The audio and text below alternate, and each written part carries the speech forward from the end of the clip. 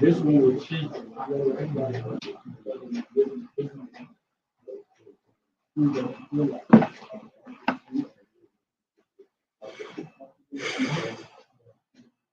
Yeah, all of them have fun. And this one, I had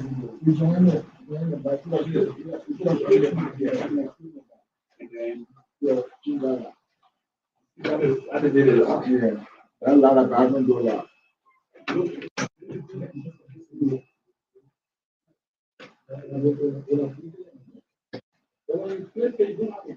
Um, you're welcome back again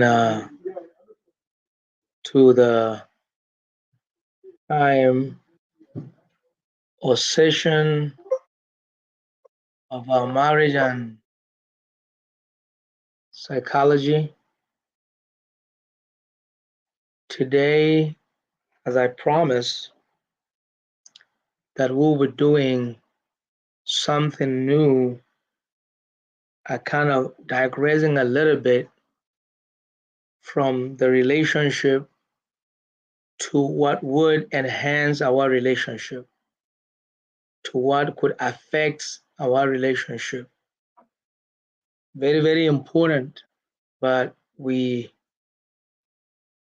don't give it a priority, not knowing that without that, our relationship might not um, be the way we would really love to enjoy it.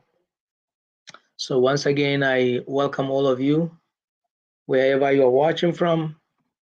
I pray that God would continue to bless you and keep you and give you the heart to accept or be receptive, and at the same time be vulnerable to accepting changes in your life, because sometimes such information could come our way, but it still depends on how we depends on our readiness.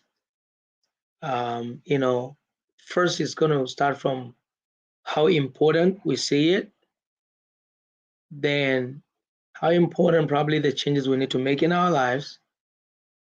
And when we see the importance, then we want to have that confidence to say, yes, I can change it.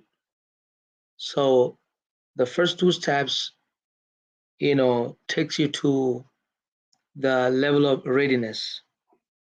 The level of readiness indicates your the need for the change, the need for help, the need for support.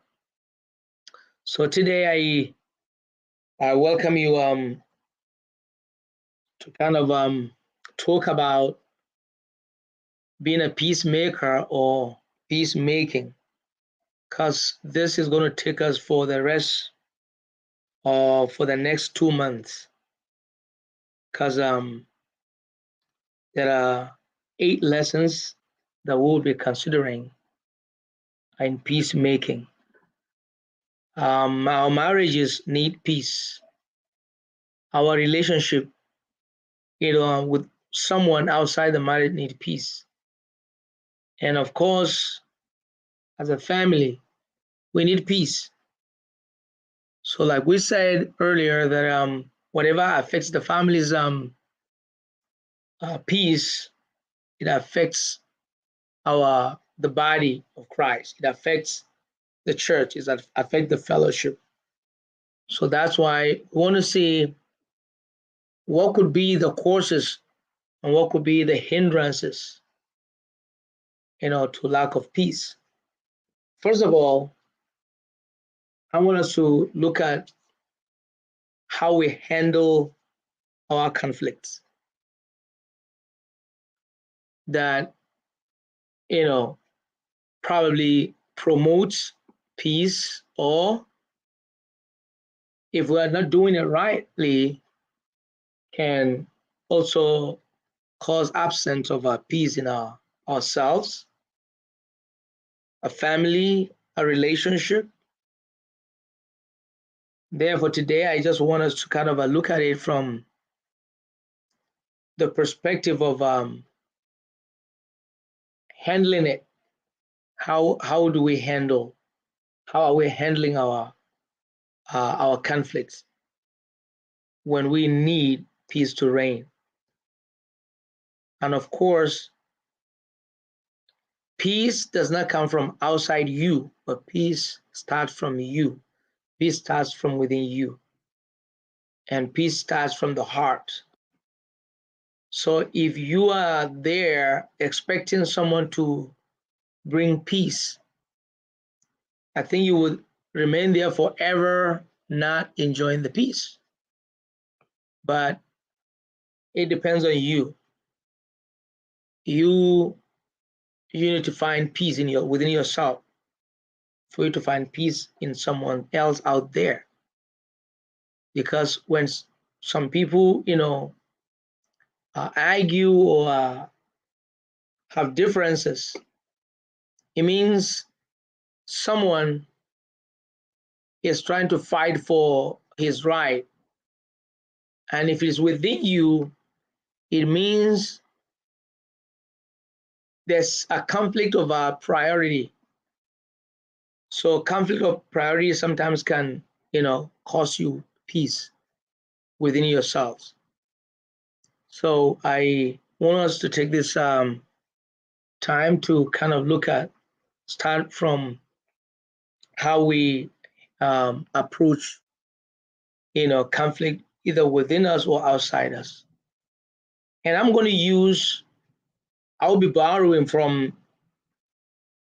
this writer, Ken Sande or Ken Sande, who have really done a wonderful job in seeing how peace is restored, or peace is promoted, or peace is being practiced within us or outside us. Because people, when you see people with depression, means they don't have peace. When you see people with anxiety, they don't have peace. People struggling with active schizophrenia, bipolar, or the people who dissociate from, something that can make them happy, then it means peace has been stolen out of them. So today, let's look at from the way Ken has presented it. Now he used this tool that is called a slippery slope. And so that's what today I want us to look at, the slippery slope of, peacemaking or conflict resolution, whichever way you want to probably look at it, because because this session is about relationship, marriage. So we've been emphasizing, if we understand our other person's psychology, now we should be able to work alongside one another. So that's part of it, and that's why it's either you could conflict resolution or peacemaking, or the same. But what do we, when we talk about slippery slope, you are looking at an image that is an arc, form, something is an arc form. So a slippery slope can slip this way and can slip the other way. But now, which way do you go when you're handling your problem or a conflict? So on this slippery slope, on this end, you have what we call escape responses And on this other side, you have what we call attack responses. And in the middle, you have what we call peacemaking responses. So if you are on this way, when there's a problem, when you have an issue in the home or with someone different out there, the question is, how do you handle that situation? Do you handle it by escaping it? Do you handle it by attacking it? Or do you handle it by trying to restore the peace that is not there between either a husband and a wife, or between friends, or between or in a fellowship, or wherever you find yourself, that relationship is a driving force to kind of put in that fellowship together. So now on this slippery slope, if you are now handling or responding to peacemaking or handling a conflict by a way of escaping, now there are three things that you need to know what you are doing there. If you're escaping, now three things that you are doing is either you are trying to be, suicidal, or you are trying to be on the flight mode, or you are now trying to be in a denial mood. So in a suicidal mood, you're trying to say, well, you know what? I don't want to handle this issue. The best thing for me is, you know what, to just end my life, and that's it. So that I can completely, forget about this issue totally. Let me end my life. And the next thing is, if you are not ending your life, you probably say, well, you know what? You go in the flight mood, meaning you escalate, or meaning, make the thing worse than it's supposed to be, or I kind of, you would say probably hang in there, or whatever you want to call it. But the other third, way, and that escaping response is denial. You're struggling with this problem, but you don't want to talk about it. Well, are you okay? Yes, I'm fine. I'm fine. I'm okay. When you're not okay, of course, you're trying to just kind of avoid it. This is avoidance. This is just kind of deviating from the issue, from the problem that you're struggling with. And that way, peace cannot be restored. And that way, there's no peace there. Then before I come to the middle, I'm going to jump to the other end. And on the other slope, now you find out that when there's a conflict, we want to attack, because you don't want to avoid it, you don't want to deny it, you don't want to kind of say end your life or be in a flight mood, but you'd rather decide to say, I'm going to attack. I'm going to fight for my freedom. I'm going to fight for my right. I'm going to go for what belongs to me. I'm going to go for what belongs to me. So on this response, on the other slope, we either try to be assaultive. Okay, we want to assault someone. We want to go with that, spirit of assault. Or, you know what? Let's go to court, litigation. I'm going to court. And, would court bring peace? No.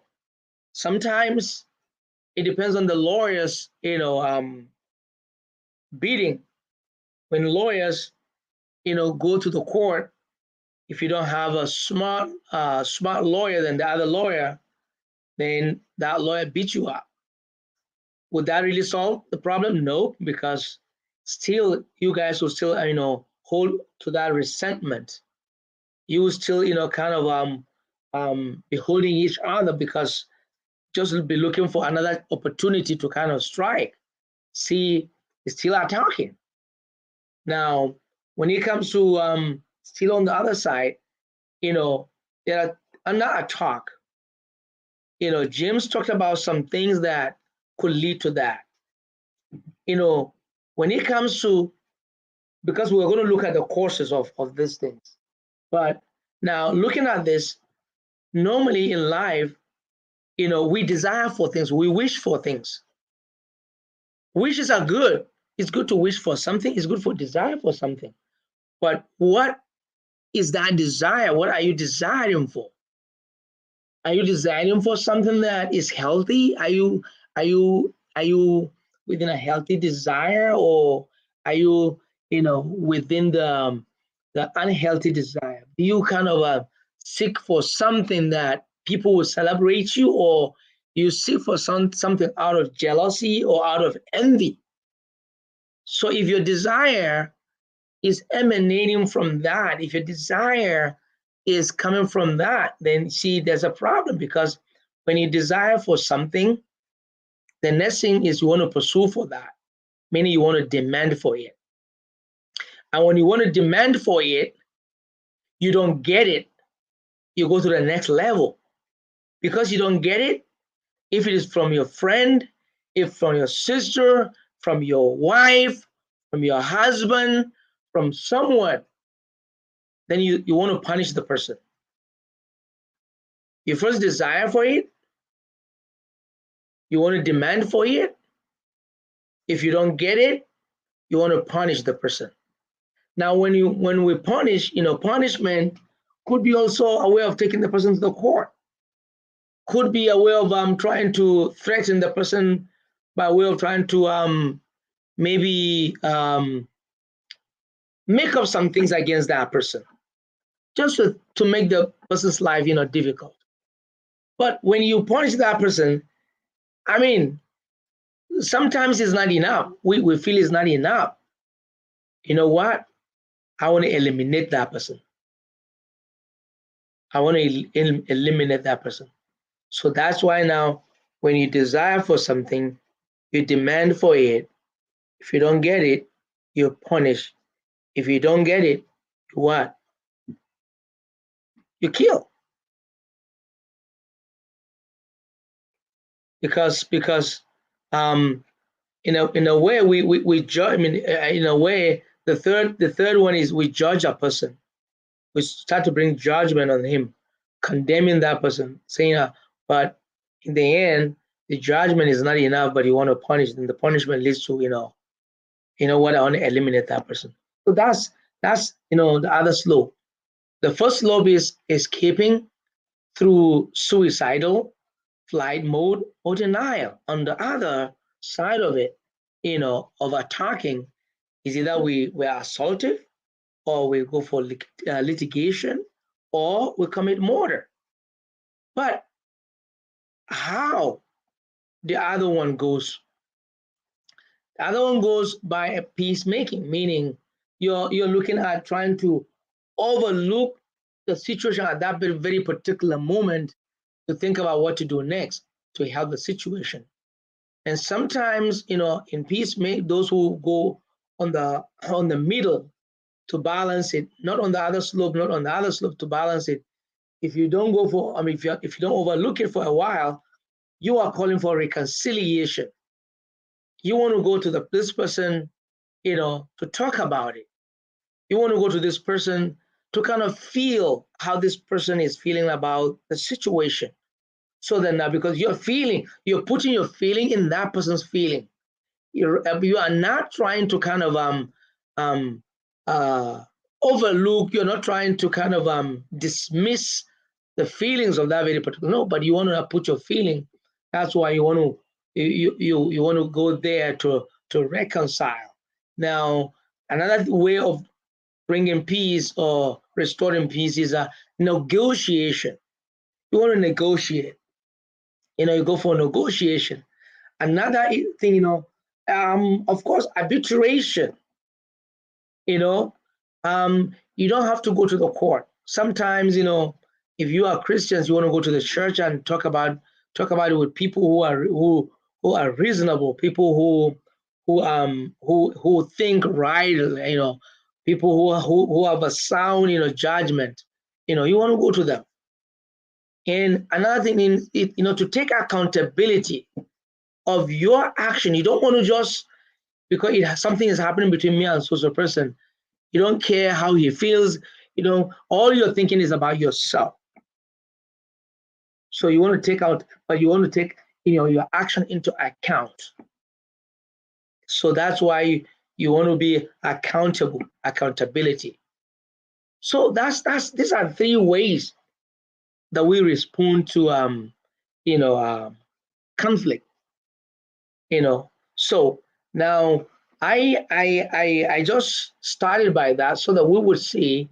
But the question is, what causes conflict? What are the causes? There are 4 causes of conflict, as recommended by Ken.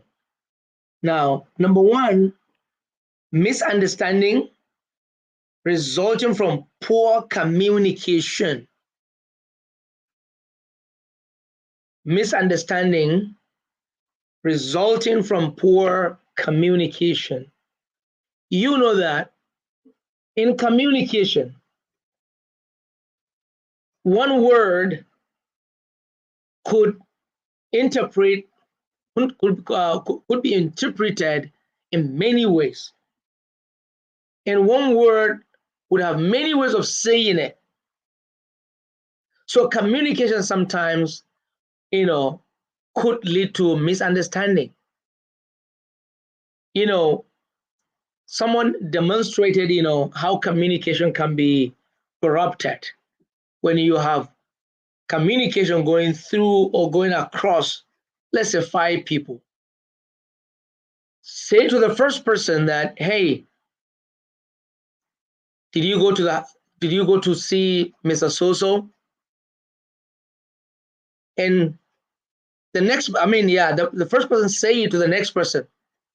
The next person say it to the next one. Before you get to the 5th person, that statement will be completely changed. Probably the last person, instead of hearing a question, he might probably be hearing, why did you, or you did not go to the social person. And it's like that even in our marriages. It's like that sometimes in our families. That one of us will say something, but the way we understand that person will be different. And we wouldn't want to ask questions. We wouldn't want to, try to clarify. We wouldn't want to kind of maybe validate first before we but because the way you heard it, maybe you didn't hear it right. So now you want to just take your own action based on the way you understand, without verification, without validating the person's viewpoint or making any clarity. You don't want to go for that, but you just take your action. So misunderstanding resulting from poor communication. Then the second thing is differences in values, goals, calling, priorities, expectations, interests, and opinion. This is another thing that causes, that really brings about conflicts. Definitely, when we have differences in values, and hey, let me tell you something. When you are married and the two of you have different values altogether, it's a struggle. It's a big, big, big struggle, because the person doesn't see this as important, but the other person feels this is very, very important. Now, before you know, conflicts. When your goals doesn't match each other or don't fit, quarrel, fighting, or maybe because this person has this gift, that person has such kind of a gift, because you don't have the type of gift that this person has, so you envy, you jealous, the other person because of the gifting that he has. But hey, that's not the way to go about it. So the gifts, our differences in our giftings, causes also a big conflict. And of course, calling, hey, this person is called a pastor. This person is called to be maybe an evangelist, or this person is called to, in our call, you feel like, oh, this person is an artist. Maybe in terms of singing, this person can sing well. Like me, who would wish, I desire to play an instrument, but man, I tried several times. But so, I like to see people, playing that. But because I couldn't play an instrument, so now a friend of mine who plays, it doesn't matter. I have a particular call that he doesn't have. So we're supposed to use what I don't have to support my brother, what he doesn't have to support me. And priorities. Hey, in the home, our priorities matters. If we differ from in our priorities, it's a problem. And of course, expectations. Remember we talk about expectations in marriage. There are real expectations that are not real, an opinion, and the rest of them. Then the third, causes of our conflict: competition over limited resources such as time or money. Competition over limited resources. Of course, you see this in politics. You see this in the government, executing, project or on the rest. But in the home, when there's limited resources in the home, sometimes it's time because you have a limited time to do something. This one would say, no, let's do mine first before. But this one said, but listen, if we don't do this, this will happen. Or if you have no enough money and you want to achieve something, or you want to come, this person would now say, oh, you know what? Hey, babe or sweetie or honey, why don't we buy this one first? No, honey, I think this is much more important than this one. And because if there's no agreement, conflict, problem.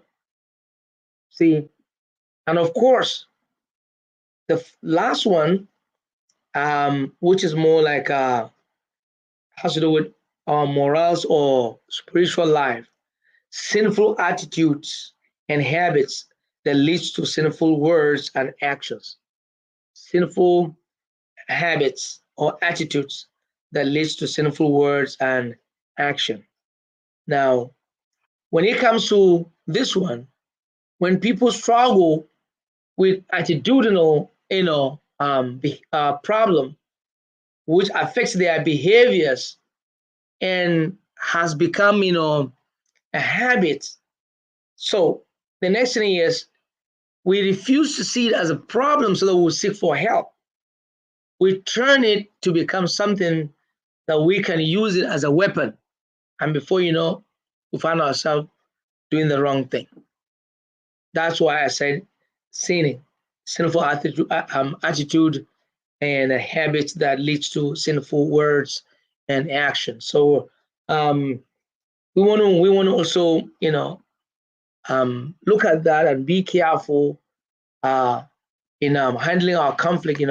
Like I talk about, I said, handling conflict, is determined by how we look at it and how we handle it. And so it's more in a way of the slippery slope. Ask yourself whether you're denying, whether you're trying to kind of just be on the side of the flight mood, or be on the side of trying to commit or whether you're suicidal. or the other slope, whether if you're trying to attack, which you could be assaultive, or maybe trying to kind of go on litigation, or maybe murder. You need to think about it. And of course, if you want a healthy peacemaking or reconciliation or conflict resolution, you want to make sure at least you go for reconciliation, negotiation, you know, um, uh, uh, mediation, accountability, and always go for that. That's the best way to handle our conflict, but not by escaping it, not by attacking, but to reconcile. Reconciliation is the best way to do that. So, and that's why whenever there's a situation, at least look for a way out to talk about it or to talk it out. You don't want to just in there. So, uh, listen, with this, having this as a tool will help you in your marriage, relationship out there, and within yourself. Because conflict within yourself is listening to yourself, thinking about yourself, you know, dismissing, suspending, replacing negative thought with positive thoughts. When you have positive thoughts, then you are able to kind of sit and think, sound and reason well and kind of do something that you want to do within yourself. But if it's outside you always want to make sure at least from yourself, from what type of heart are you going out there to talk about it with someone or thinking about it so that you don't go on escape mode or on attacking mode, but rather go on peacemaking, So today we look at, handling our conflict on based on the slippery slope of conflict, based on the model of a slippery slope of conflict. So next week, I'm going to come with the next version and see whether what does conflict do? What do we look in a conflict? Are we only paying attention to the problem, or are we just paying attention to our feelings, how we feel at that moment, or what damages has it done to us, or to bring a lasting solution? This is something that I wanted to think about. I want you to think about it in your home as a husband and wife. All right, guys. Thank you for now. Bye. I will see you next week. Bye.